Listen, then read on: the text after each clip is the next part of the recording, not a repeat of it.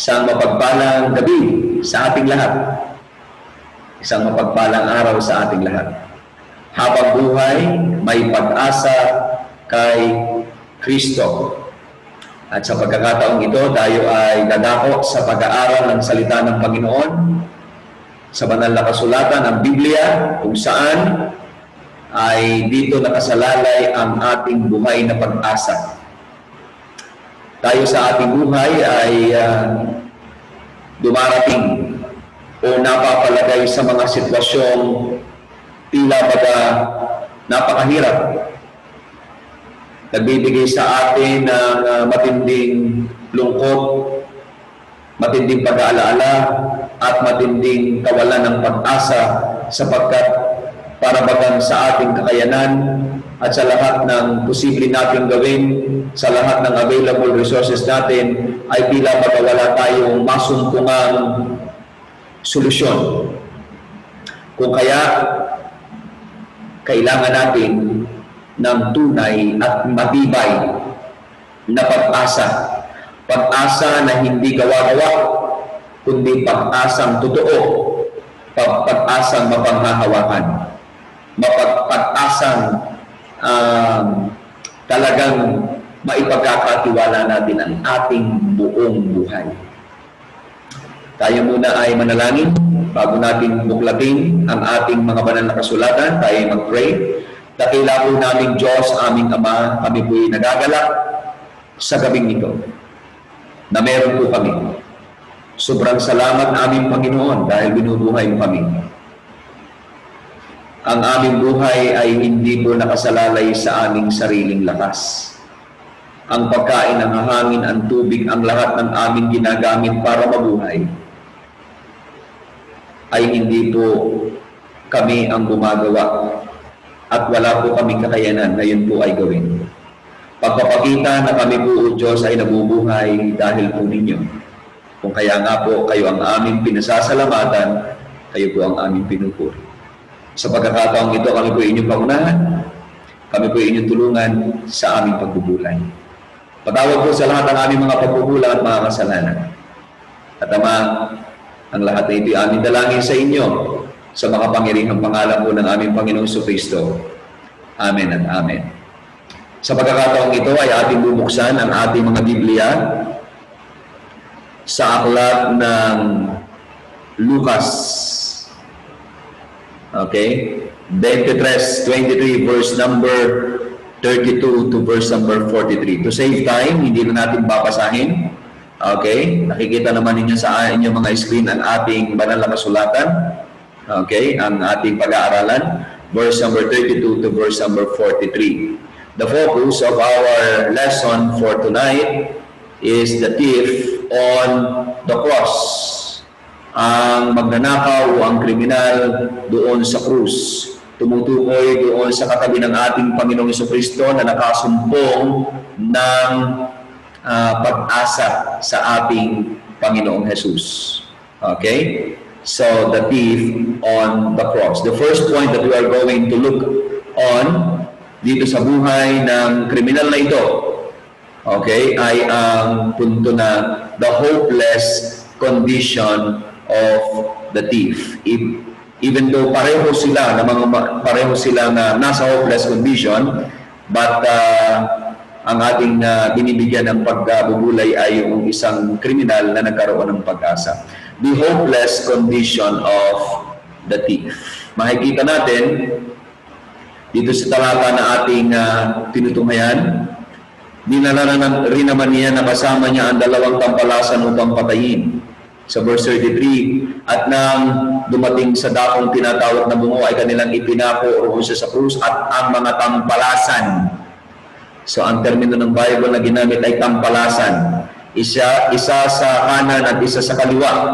At sinabi ni Jesus, Ama, patawarin mo sila sapagkat hindi nila nalalaman ang kanilang ginagawa. At sa pagbabahagi nila ng kanyang mga suot ay kanilang pinagsapalaranan. At nakatayo nununod ang bayan. At tinutuya naman siya ng mga pinuno at sinasabi, nagligtas siya sa mga iba, iligtas siya ang kanyang sarili kung ito ang Kristo ang hinirang ng Diyos. At ninilibak rin naman siya ng mga kawal na nagsisilapit sa kanya na dinudulutan siya ng supa. At sinabi, kung ikaw ang hari ng mga Hudyo, iligtas mo ang iyong sarili at mayroon naman sa itaas niya na isang pamagat, ito'y ang hari ng mga Hudyo. At siya inalipusta ng isa sa mga tampalasang nabibitin na sinasabi, hindi ba ikaw ang Kristo? Iligtas mo ang iyong sarili at kami. Tatapat sumagot ang isa at pagsaway sa kanya, sinabi, hindi ka baga natatakot sa Diyos ama, ikaw ay nasa gayon ng kaparusahan at tayo sa katotohanan may ayos sa kapiran sapagkat tinanggap natin na nararapat na kabayaran sa ating mga gawa. Tatapat ang pangit hindi gumagawa ng anumang masama. At sinabi niya, Jesus, alalahanin mo ako pagdating mo sa iyong kaharian. Ito yung kriminal na pinag-aaralan. At sinabi niya sa kanya, katotohanan ang sinasabi ko sa iyo ngayon ay kakasamahin kita sa paraiso. So, the first point is the hopeless condition of the thief. Under that point, makikita natin sa Bible o sa portion na binasa natin, number one, he is hopeless socially. He is hopeless socially. Okay? In terms of his relationship, okay, sa kaniyang kapwa-tao ay wala siyang masusumpungang pag-asa. Makikita natin dito ang kanyang kalagayan sa isang tampalasan, sa isang kriminal, hinatulan ng kamatayan sa pamamagitan ng pagpako sa krus. Okay? Death penalty ang kanyang hatol at siya ngayon ay nakapako na sa krus. Okay? At makikita natin na siya ay malapit na mamatay. Okay? Kumbaga nasa death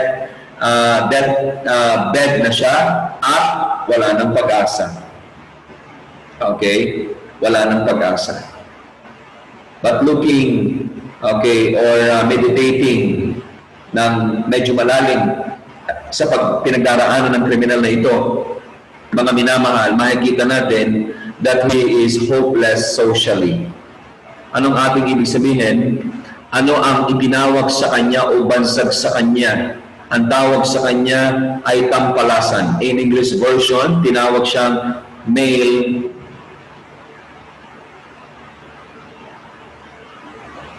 tinawag siyang male factors. Okay? Tinawag siyang male factors. Okay? Anong ibig sabihin? Wrongdoer, criminal, evildoer. Okay? They were not ordinary thieves, but belong to those companies of brigands. Okay?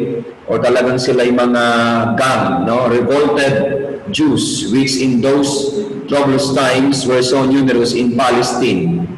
So, in terms of social aspect, ang tawag sa kanya ay male factors. So, taong iniiwasan, taong hindi pinaniniwalaan, taong mahirap pagtiwalaan. So, sa time na yon na siya ay hopeless, siya ay malapit ng mamatay, if we are going to look doon sa mga taong nasa paligid niya, wala siyang makikitang pag-asa. Wala siyang makikitang acceptance, wala siyang makikitang pagtitiwala, wala siyang maaasahang tulong. If he is going to look at his neighbors or yung social people or social beings na nasa kanyang paligid. So, kaya nakikita natin he is so hopeless socially. Sometimes, dumarating din tayo sa buhay natin, mga minamahal, napapalagay tayo sa problema that even our loved ones, even the closest relatives, closest loved ones that we have, ay wala tayong makukuhang pag-asa o makukuhang tulong sa ating pinagdaraanan. Kagaya din ng kriminal na ito at this very moment of time, no? Napakalungkot dahil nasa banig ng kamatayan o malapit ng mamatay, at pag tumitingin siya sa paligid, he is hopeless socially. Mga minamahal, ganyan din minsan ang ating buhay. No one could help us. Yung pain, yung sakit, yung hapdi, yung kirot na ating nararamdaman, wala tayong makuhang anumang pag-asa o tulong sa ating mga nasa paligid. Okay? And that is a very hopeless and helpless condition. So yan ang unang nakita natin dito sa buhay ng kriminal na ito. Okay? On the second point, okay, nakabako siya. Okay? at nag-iintay na lang siya ng kamatayan. Nag-iintay na lang siya ng kamatayan. Number 2, he is hopeless physically. He is hopeless physically. Ang kanyang mga nanakaw, ang kanyang mga nakuhang ari-arian, no material prosperity, no material strength ang kayang magpabago ng kanyang kapalaran o mag-alis sa kanyang nakakalungkot at kaawa-awang kalagayan. Yan ang ating nakikita sa kanya. Nakapako. Parang isang taong may taning na kahit anong gawin mo ay hindi mo na mababago pa ang kapalaran. Napakabigat po nito. No?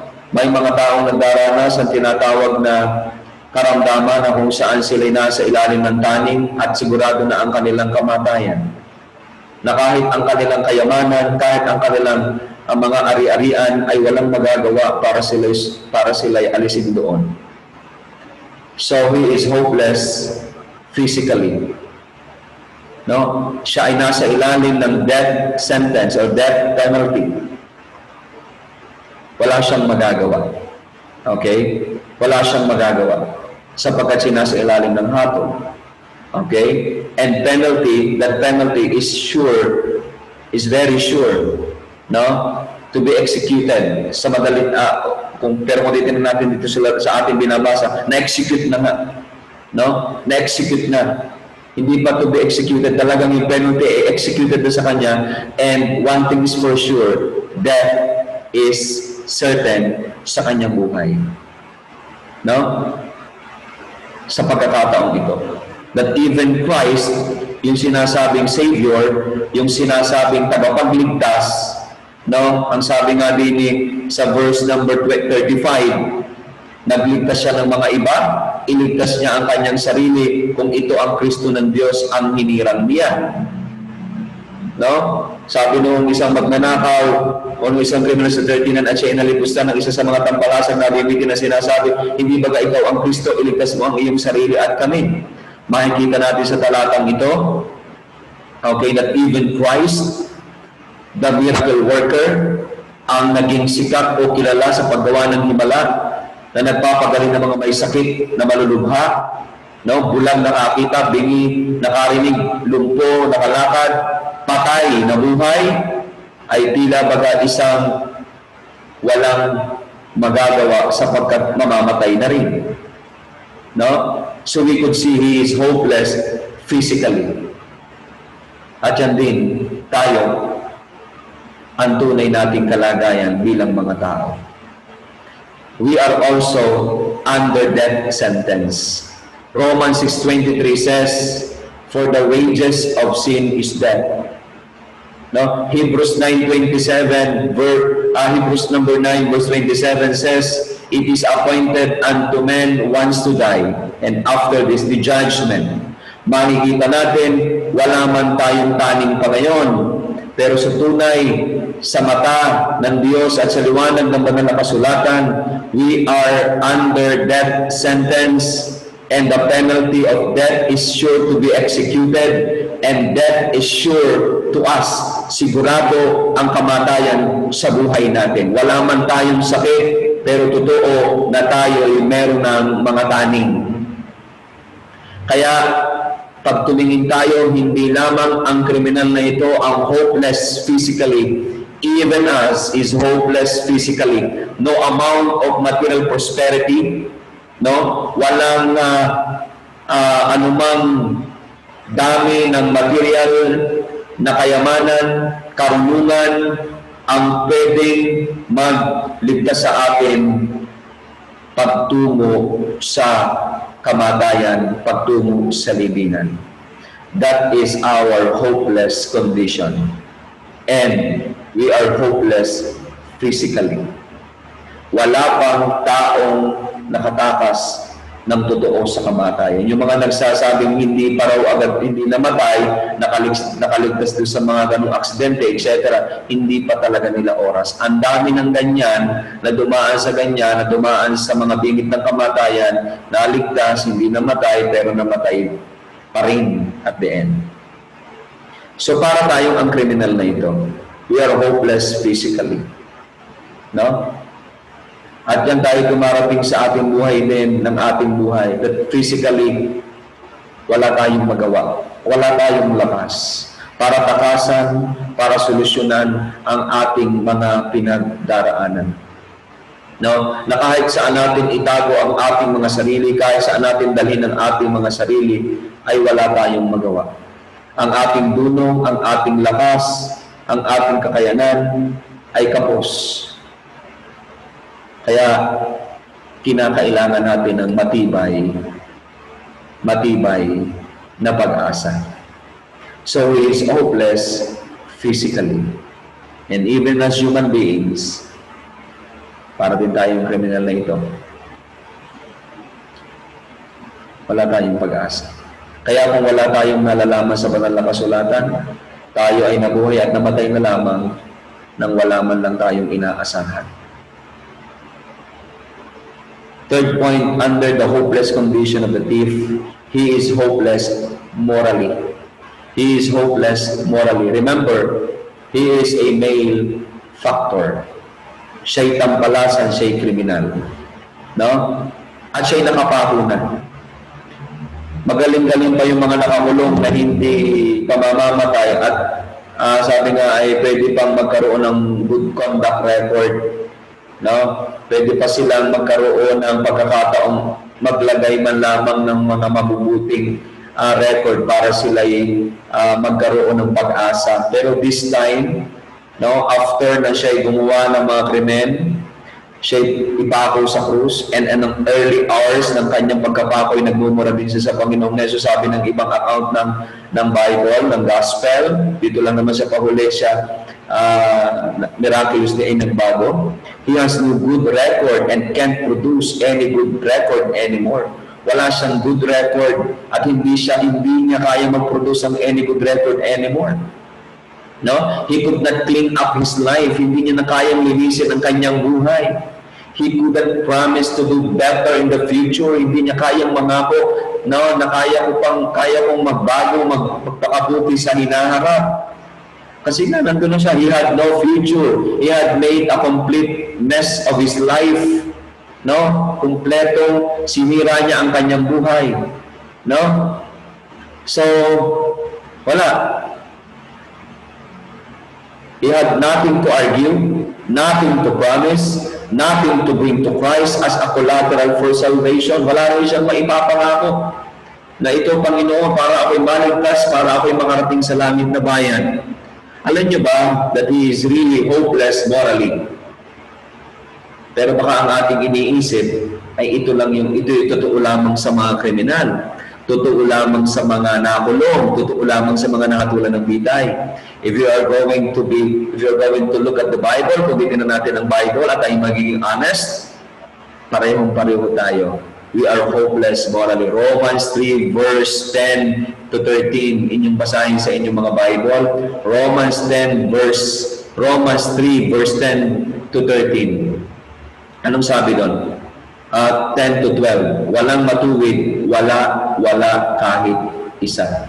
Walang nakatatalastas, walang humahanap sa Diyos. Okay? Silang lahat ay nagsilihis, magkakasamang nawala ng kasaysayan. Walang gumagawa ng mabuti, wala kahit isa. Okay? So ganun din tayong mga tao. Wala tayong pinagkaiba sa mga nakakulong, sa mga nakatulan ng bitay, kasi sa description ng banal na kasulatan, lahat tayong makasalanan. And we cannot produce any good record kahit paanong ating gawin. Ang standard ng Diyos sa pagiging mabuti ay hindi nagkamali kahit isang beses. Ang sabi ng James 2:10, ang sumusunod sa kautusan at natitisod sa isa ay naging makasalanan sa lahat. No? Hindi mo pwedeng hugasan ng iyong ginagawang mabuti ang nagawa mong mali at ginagawa mong mali. Hindi yan gagana kahit sa ang korte. Halimbawa, ikaw ay nagkasala ng isang krimen, ay hindi mo pwedeng gamitin yung mga ginawa mong mabuti para paglaban yung ginawa mong krimen. Yan ang tunay na hustisya. So makikita natin, he is hopeless morally. At tayo din ay hopeless morally.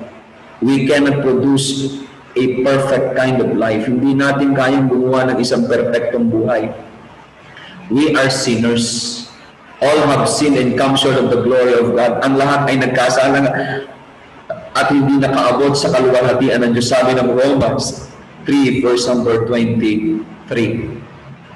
Ang Diyos ay perfect, ang Diyos ay banal. Ang kailangan ay mga banal at walang pinagkamalian sa lupa. Pero sino ang makagagawa? Wala kahit isa. Romans 3 verse 10 to 12. Yan ang description ng tao.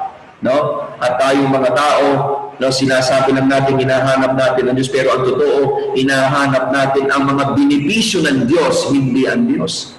We love the gifts of God, but not God. Para yung isang anak na gusto yung baon, ayaw sa magulang, gusto yung mamanahin, ayaw yung magulang. He is hopeless morally. No? Basahin ninyo ang ating talatang tinitingnan. Unawain po ninyo, yaan po ang ating kalagayan. No? At hindi lang yan, ang nakikita natin dito, the way na siya nagsalita sa 42 na alalahanin mo ako pagdating ko sa iyong kaharian. No? Bagamat nakakita siya ng pag-asa dito, pero ang ating gusto nating mapansin dito, no, ang isa pa is he is hopeless spiritually. No? He is hopeless spiritually. No? Yung ginamit dito, siya ay tampalasan, transgressor sa ibang pagkakagamit. Pag sinabing transgressor, no, destitute of the law, departing from the law, violator of the law, lawless, unlawful, wicked. No? Ang sabi ng 1 John 3:4, no, ang kasalanan ay pagsalangsang sa kautusan. At ang sabi ng Romans 6:23, ang kabayaran ng kasalanan ay kamatayan.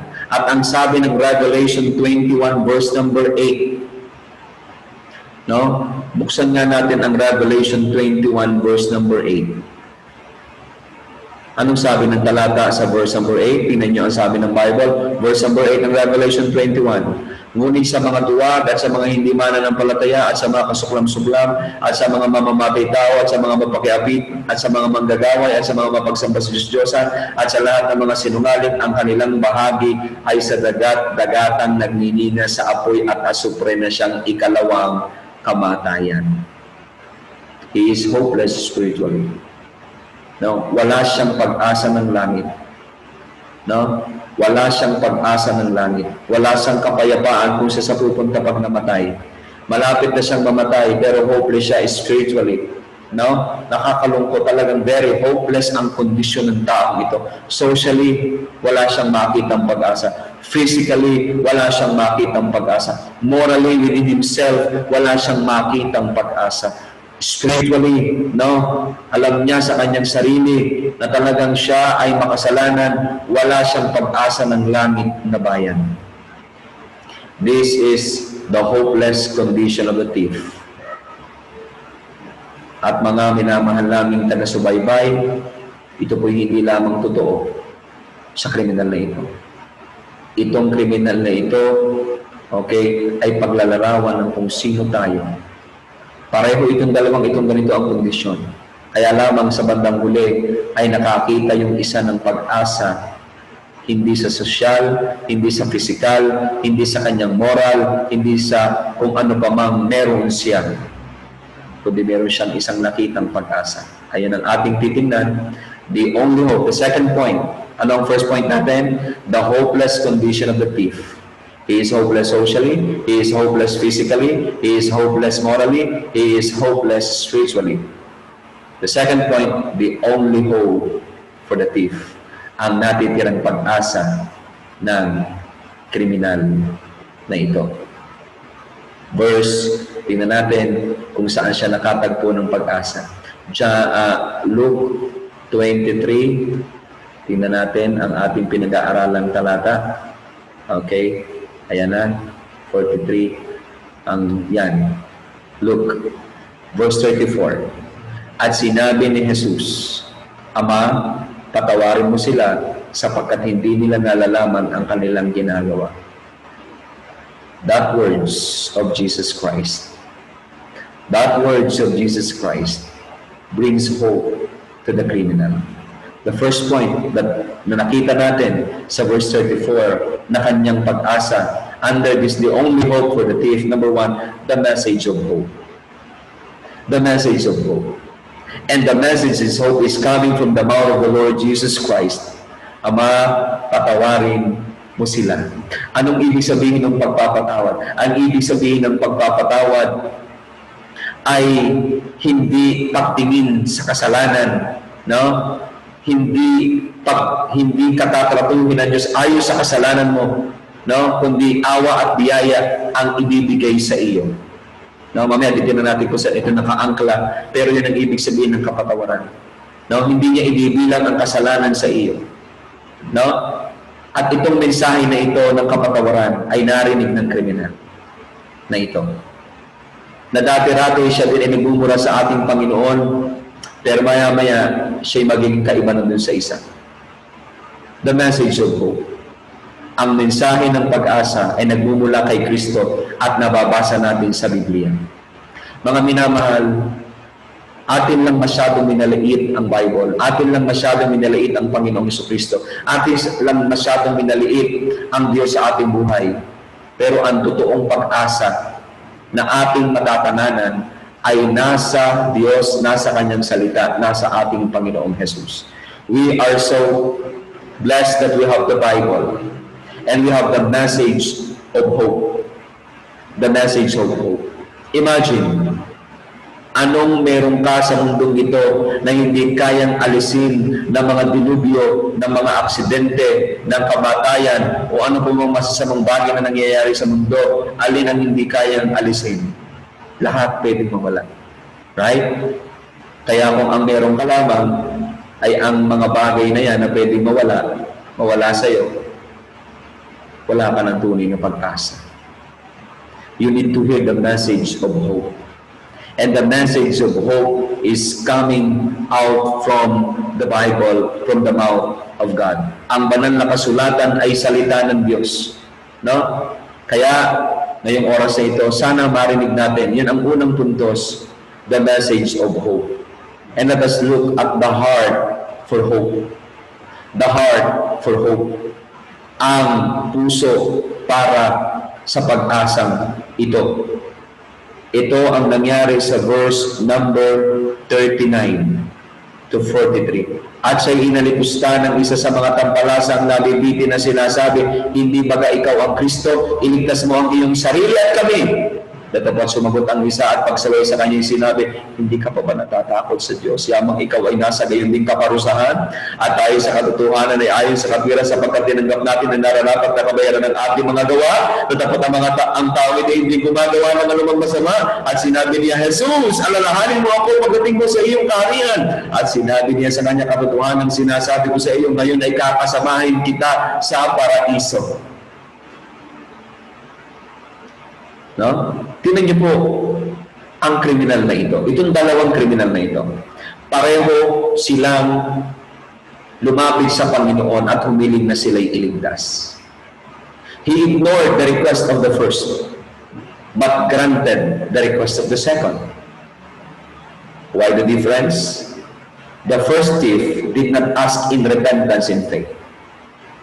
The second thief did.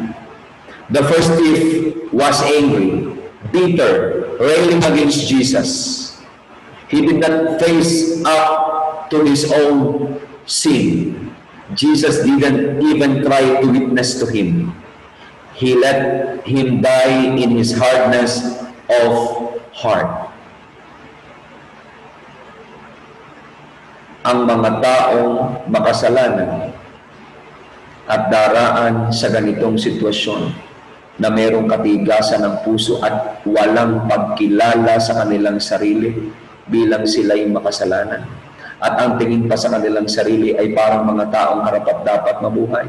Mga minamahal, ngayon pong nangyaring mga sakuna, dilubyo na meron tayo, ang daming namatay. At ang sabi ng iba, kung mabuti ang Diyos, bakit maraming namatay? Kung maawain ang Diyos, bakit maraming namatay? Alam niyo yung tanong ngayon nagmumula sa kaisipang hindi masyadong maiintindihan kung sino ang Diyos at sino ang mga tao. Sapagkat kung maiintindihan nyo kung sino ang Diyos at sino ang tao, ang Diyos ay banal at ang tao ay makasalanan. Alam nyo ang tamang tanong?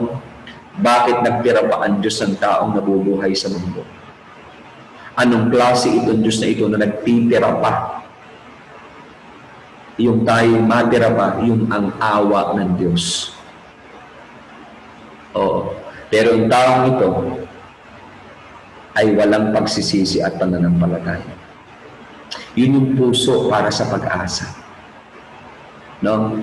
The ultimate hope ay narito sa pusong ito ng pagsisisi at pananampalataya. The second thief was repentant, subdued, and trusting. Okay? Jesus graciously granted his request and assured him that he would be with him in paradise on that day. Dahil lang kanyang pagkilala na siya'y makasalanan, pagpapakumbaba sa harap ng Panginoon, naramdaman niya yung halaga ng Diyos na binaliwala niya sa kanyang buhay. Natakot siya sa Diyos, bumigat ang Diyos sa kanyang puso. Yung Diyos na dating kanyang binabaliwala, yung Diyos na nagbibigay ng hangin, pagkain, tubig sa kanya, na dati ibinabaliwala niya at ginagamit niya ang buhay laban sa Diyos, sa kasalanan niya ginugugol ng time na nasaktan ng kanyang puso. At siya'y nagsisi ng kanyang kasalanan at muli niyang binalikan ang Diyos, pinahalagahan ng Diyos sa kanyang buhay. At nakita natin ang puso ng pagsisisi pananampalataya. The heart for hope. Kung wala kang pagsisisi pananampalataya, wala kang pag-asa sa buhay mo. Makikita natin the source of hope. Verse 42, sinabi niya, Jesus, alalahanin mo ako pagdating mo sa iyong kaharian. Alam niya, no, na hindi na siya mabubuhay pa, at alam niya mamamatay na rin ang Panginoon, pero nagkita siya ng isang liwanag, isang napakagandang pag-asa na itong Jesus na ito'y kaya siyang alalahanin, kaya siyang ilagay sa magandang kalagayan, kaya siyang kaawaan. Jesus, alalahanin mo ako pagdating mo sa iyong kaharian. Hindi na ang kanyang request ay physical, ang kanyang request ay spiritual salvation. No? At nakita niya ito kay Jesus. Ang daming taong nandoon ang ina ni Maria, nandoon ang mga apostol, pero hindi doon niya inilagay ang kanyang pag-asa. No? Ang kanyang pag-asa inilagay niya kay Kristo Jesus. Sapagkat ang sabi ng Bible, sapagkat gayon na lamang ang pag-ibig ng Diyos sa sanlibutan, binigay niya ang kanyang bugtong na anak upang ang sino mang sa kanyang sumampalataya ay huwag mapahama kundi magkaroon ng buhay na walang hanggan. John 14:6 verse number 6. Ano sabi ng John 14 verse number 6? Ako ang daan, ang katotohanan at ang buhay, walang makakapunta sa Ama kundi sa pamamagitan ko. There is only one hope and His name is Jesus Christ. Pagkatapos ito, alam niyo ang sagot ng ating Panginoon. Verse 43, sinasabi niya sa kanya, katotohanan sinasabi ko sa iyo, ngayon ay kakasamahin kita sa paraiso. The promise of hope. May pangako ang tunay na pag-asa. Isang pangakong tiyak, at ang pangako na yon, isasama kita sa paraiso. Could you imagine that? Hindi sinabi ng Panginoon, ikaw na may masamang tao, hindi kita isasama sa langit. Hindi sinabi ng Panginoon, bumaba ko muna sa lupa sapagkat kulang ang iyong mabuting gawa. Kailangan kang mabautismuhan, kailangan kang mapasapi sa relihiyon, kailangan kang mamatay, pumunta muna sa purgatorio para purgahin ang iyong kaluluwa, hindi ka pwede pumunta sa langit. Kung ang Panginoon kagaya ng mga bula, ang mga ngaral ngayon, ganyan ang kanyang sasabihin. Pero ang Panginoon, ang ating tagapagligtas, anong sabi ng Panginoon? Ngayon din isasama kita. Ngayon ay kakasamahin kita sa paraiso. Pinatawad ang kanyang kasalanan. Binigyan siya ng buhay na walang hanggan. Itinuring siyang anak ng Diyos. Bakit? Sapagkat inalis niya ang tiwala sa sarili at sa kahit na kanino.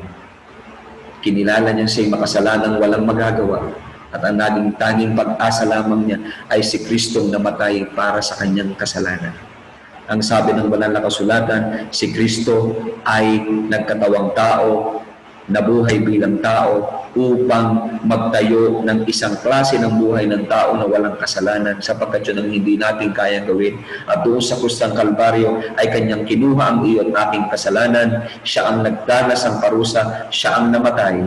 Itong dalawang bagay na ito, ang mabuting buhay na ginawa niya at ang kamatayang kanyang ginawa ang ating kailangan para tayong maligtas. Sapagkat pag tinanggap natin siya, yung mabuting buhay na yon ay ibabalot ng Diyos sa atin at yung kamatayan na yon ng pagbabayad ng kasalanan ay pagpapakita na hindi na natin babayaran ng kasalanan. At ang ibibigay sa atin ay isang tunay na pag-asa. The promise of hope. That's the only hope na nakita ng thief na ito. The message of hope. The heart for hope. Repentance and faith. The source of hope. And the promise of hope. Mga minamahal, ano meron ka? Meron ka ba nito? Hindi ang tanong ko kung mayaman ka. Hindi ang tanong ko kung masarap ang kinakain mo. Ang tanong ko ito, pag namatay ka, may pag-asa ka ba ng buhay na walang hanggan? Yung totoo. Yung totoo. Wag, pwede mong sagutin ito ng papilosopo. Pero hindi mo pwedeng pilosopuhin ang buhay. Dahil totoo itong mangyayari. Ngayong oras sa ito, may pag-asa ka ba? Kung sakali bawian ka ng buhay, saan pupunta ang iyong kaluluwa? 1,000 taon mula ngayon, nasaan ka at ang iyong pamilya? Nasaan ka at ang iyong pamilya? Kung hindi mo alam, wala ka pang pag-asa. Ang kriminal na ito, nagkaroon ng pag-asa. No? Tayong lahat ay makasalanan. Nakatakdang mamatay at pumunta sa impyerno. Ang tangi nating pag-asa ay ang ating Panginoong Hesukristo. Ngayong oras sa ito, kung napapagod ka na sa kasalanan, pagod ka na sa pagre-rebelde sa Diyos, gusto mo lang sumuko, gusto mo na bumalik sa Kanya, nararamdaman mo ang paghipo ng Diyos, nararamdaman mo ang halaga ng Diyos at ng Panginoong Hesus sa buhay mo, ikaw ay tumungo, ikaw ay manalangin. Kung ikaw naman isang Kristiyano na, dapat ang buhay mo ay malayong-malayo na sa kasalanan at malapit na sa Diyos. Anong klaseng buhay na meron ka ngayon, Kristiyano? Bakit tila ba parang nabubuhay kang parang kagaya din ng mundong walang pag-asa? Kung paano ka magsalita, kung paano ka manamit, kung paano ka matakot, paano ka mangamba, parang wala kang pag-asa. Ngayong oras na ito, tinatawag rin ikaw ng Panginoon na lalo't-lalo pang magpakalapit sa Kanya. Salamat, nandiyan ang ating Panginoon. Alam nyo, itong kriminal na ito tumawag sa Panginoon. Hindi naman nasolusyonan kahit isa sa kanyang problemang pisikal. Nisugat niya, hindi nalagyan ng gamot. Kamatayan niya nagtuloy. No? Yan ang buhay Kristiyano. Ang buhay Kristiyano ay hindi isang kasiguruhan na tayo magiging maayos sa mundong ito. This is not our home. Pero ito ang isang tiyak. Lahat ng hirap at sakit ay pwede natin matiis ang may kagalakan. Sapagkat ang ating tunay na pag-asa ay nasa kabilang buhay sa piling ng ating Panginoong Hesus. Kaya ngayong gabi, sana'y lumapit din tayo sa Panginoon. Tayo mag-pray. Dakilang Diyos, salamat po sa aming pag-aaral. Purihin po kayo na ngayong gabi, muli po namin nalasap ang pag-asa na meron kami sa aming Panginoong Hesus. Napakapalad po namin. Lahat ay matutunaw, lahat ay masisira. Katawan namin nabubulok, madadala doon sa libingan. Wala po kami matatagpo ang anuman sa mundong ito. Pero salamat po sa aming Panginoong Hesus. Ang sabi niya, kakasamahin kita sa paraiso. What a joy, what a promise, what a message of hope. Lord, thank you, salamat po. Sana nga po, kami patuloy niyong tulungan, patuloy niyo po kami pagdala. Amang banal, ang lahat na ito'y aming dalangin sa pangalan po ng Panginoong Hesus. Amen. Amen.